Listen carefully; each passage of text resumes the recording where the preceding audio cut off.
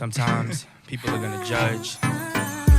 Some things are beautiful, some things are broken. Only difference is the one eye that's open. Perfect peace in the one's eyes in motion. Cause what you see now is the one time of hope, and one time of love, and one time of grace. Sometimes I'm with it and sometimes I ain't. Sometimes I'm strong, at other times I'm faint. But the beauty in it all, that there's no restraint. Word, cause you define that. Look hard enough, then you could find that. It's hard work, but you could grind that. Beautiful and broken, you combine that. You define that. Look hard enough, then you could find that. It's hard work, but you could grind that. Beautiful and broken, you combine that. I'm beautiful and broken. Now I'm open. I am who I'm supposed to be. Finally, I know. You said I've changed, because I have. I'm not the same. I'm beautiful, beautiful, beautiful, beautiful. I am. I'm broken, broken into pieces. Yeah. Finally, I'm who I'm supposed to be. Finally, I'm the one I wanna be. Yeah. Beautiful, broken. I'm beautiful,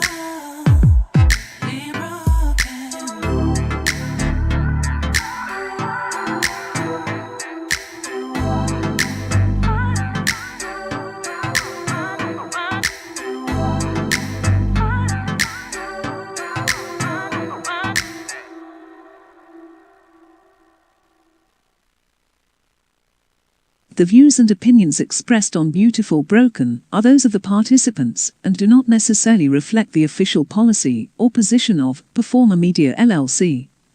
Any ideas, products, or services suggested or endorsed by the guests or the hosts are of their own opinion and are not intended to malign any religion, ethnic group, club, organization, company, government, or individual.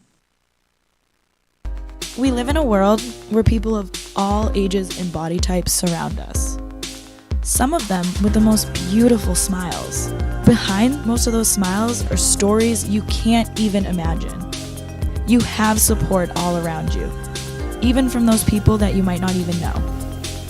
My name is Brittany and Doreen, and we all are beautiful broken. Hello, everybody. Welcome to Tuesday night, my favorite day of the week. I am your host, Brittany Mahan, with my co-host, one and only Doreen Silva. How we doing tonight?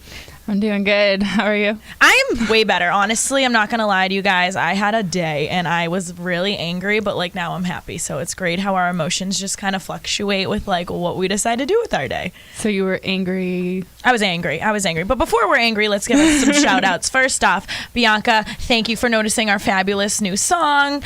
We want to thank Diamond Entertainment, who put that all together. Fippa and Chalet Monet, they are absolutely incredible. They sing it and rap it. And then we also want to give a shout out to my hair and makeup artist, Juliana Vasquez. She is amazing. Guys, check her out. If you're interested in getting your hair and makeup done, hit her up on Instagram. She will always answer. All right, guys, right back into the knit and grits. Anxiety. Blech. Blech. Well, anxiety is kind of like the story of my life. I know. You've really, I honestly used to take a lot of pride in not struggling with anxiety. I think it was a lie, but I also do think that I kind of take a lot of pride in whenever I feel like I have anxiety, I challenge myself to not feel that way. Well, that's really like my main thing. Like anytime I feel anxious about something, I do it anyways because I know it's going to make me kind of get stronger and more resilient to it. Exactly. Do you know the definition of anxiety?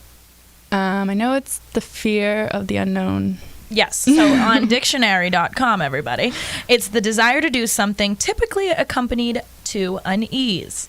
So that's pretty much growth. Yeah. You ask me. I mean, I think that like when you deal with anxiety and you overcome it, like, I mean, it's a daily thing for me, but I think it makes you like just really strong. 'Cause I mean, I thank my anxiety sometimes because it gets me through situations and makes me stronger. So now, do you think Now, I want to ask you guys out there watching, do you think anxiety is a warning sign?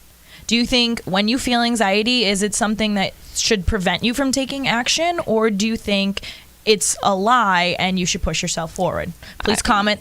Please comment. We're here to talk to you guys. I think it's both. I think it's both because I think your brain is just always trying to protect you. So it could be something that you're, like, oh, I don't want to do this. But then also it's kind of where you have to like check yourself. Like, is this a lie? Like you said, is this a lie? Right. Now, where did anxiety start from you? Like, and does anxiety affect you in relationships today? Okay. For me, I think where it started for me like as a kid. I think I was just always an anxious kid, but I had anxiety. I mean, I had asthma. Okay. So I didn't think I really had asthma. I think that asthma became like something from anxiety. Okay, so you had anxiety as a kid, which then like manifested into your body as asthma. And it was like an exercise-induced asthma. Okay. Where like it only happened when I would be running, and I think where it was like kind of, you think about it, running, you're doing all these like races in school, so I get to beat everybody. And, the competition, and then the pressure. The pressure. And then the pressure. Oh, so man. That's where I think it came from, or I had it before that, but I think that's where it showed the most. Honestly, I'm going to be honest. I hadn't had anxiety for a really long time until I started getting into adulthood, I guess, because there's so many unknowns, right? Mm-hmm. You don't know what your job's going to look like, especially during COVID time. Did you watch the presidential debate?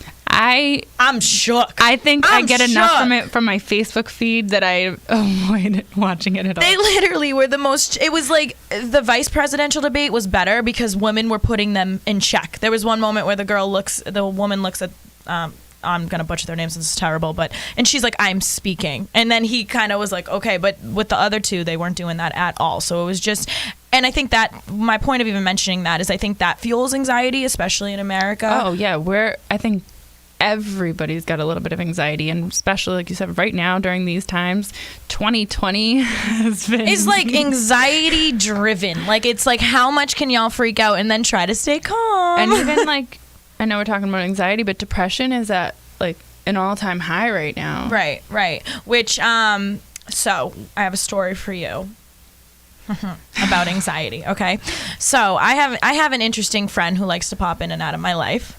Yes. Let's call it, I know who the friend is, but let's just call it SL. And this individual, ladies, gentlemen, if you are out there and you love to love, but yet someone loves to manipulate and abuse your love, I'm talking to you. Now, my whole point of bringing this story is they popped back, okay? They were at a bar. I happened to run into them. And then it was just like they were blackout drunk, acted a fool. And my whole point of this is the entire time I was laying next to them, I had terrible, terrible anxiety. Now, would someone say that's me? Should I have protected myself and been like, okay, we're going through this again? Or like, is anxiety in relationships something that you should listen to or run away from? Well, I think you can always learn from it too. So you don't have, it's up to you. I think that's your choice that you have to make in the moment. Is this something I want to run from, or is this something I can learn from? Mm-hmm. At least for me, because I think we can also kind of have, like I call them trauma bonds to other past relationships or any past experiences, and you kind of hold on to them with the current person, and you can kind of make the person that you're with now feel or like they're to blame. Got it. So basically what we do is we hold on to what we're familiar with. Yes. So if it's like a type of pain, or if someone's like, if it's a type of pain, pretty much. Any kind, whether it's a pain, whether it's a sadness, whether some familiar feeling that somebody's making you feel, you kind of have to ask yourself, like, why am I feeling this way? Who made me feel this way? Or is this something that they're making me feel, or is this something that I feel inside that is So feeling much self-reflection. It's like insane. Like you just constant, like you think you've figured out who you are. You think you've gotten into your problems. You think you start healing, and then it's like, oh, just kidding. Here's an iceberg. Like go below the surface. Man. How many times I've thought I've healed, and then there's something new. You used to say that to me because like I definitely would sit in Doreen's kitchen and be like, I'm just healed. Like I'm just so. And then Doreen's like, it never ends, girl. And then all of a sudden I'm sitting there and I'm like, like anxiety for me, the feeling, and if you're out there and you can relate, like it's like this chest heavy, I'm like pantering, I start sweating, and then it's like I can't grasp anything, like nothing's making me feel better. That's how I feel when I go through anxiety. What do you do to pull yourself out of that emotional state?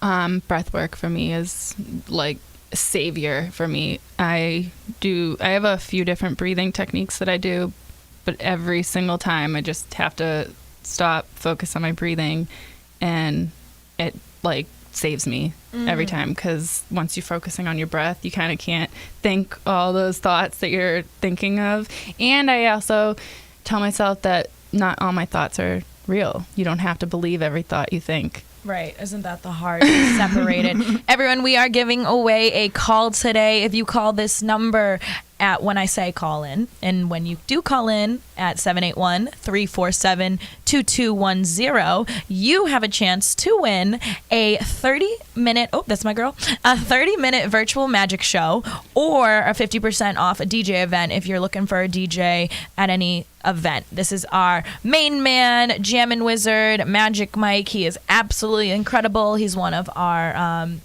family members here at Beautiful Broken.